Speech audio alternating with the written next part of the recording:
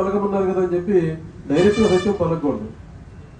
వాళ్ళకి ఇబ్బంది కలగకుండా ఉండేట్టుగా ఆ విషయాన్ని తెలియజేయాలన్నమాట. దీనికి మనం వృత్తాంతం చెప్పుకున్నాం. సొంతంగా చెప్పేటప్పుడు చెప్పాను.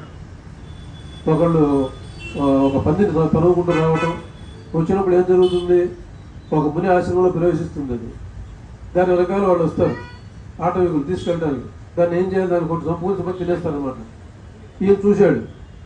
ఇప్పుడు చెప్పాలా అక్కర్లేదా? సత్యం చెప్పుకున్నారుగా, ఇదిగో అటు వెళ్ళింది అక్కడ దాస్తుందని చెప్పాడు అనుకో, అది మరణిస్తుంది. ఆ పాప ఎవరికి చుట్టుకుంటుంది? ఇప్పుడు చెప్పాలా అక్కర్లేదా? ఏం చేయాలి? అప్పుడు నేనేం చెప్పాను, ఆ కథ చెప్పండి మీరు, తర్వాత ఏం జరిగిందో. ఆయన ఆలోచించి అమ్మవారిని ప్రార్థించాడు. చెప్పకపోతే వీళ్ళు చంపుతారు, చెప్తే అది చచ్చిపోతుంది. ఎట్టైనా నాకు పాపం వస్తుంది, ఏం చెప్పమంటావమ్మా అని చెప్పి వేస్తే అప్పుడు ఆవిడ ఉపదేశం చేసింది. అప్పుడు ఏం చెప్పాడంటే వాళ్ళతో, ఆయన కళ్ళు చూసాయి అది ఎట్టిల్లిందో, అవి చెప్పలేవు, మాట్లాడలేవుగా. నోరు చూడాల, ఎట్లా చెబుతుంది అది? చూసిన కళ్ళేమో చెప్పలేవు, చెబుతామని నోరు అనుకుంటే కనుక చూడలేదు కదా నోరు.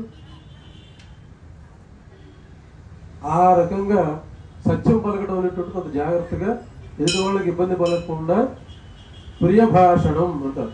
శ్రీరామచంద్రుడు మొట్టమొదటి వాడు. ప్రియభాషణ పలికేవాళ్ళలో శ్రీరామచంద్రుడు మొట్టమొదటి వాడు అన్నమాట.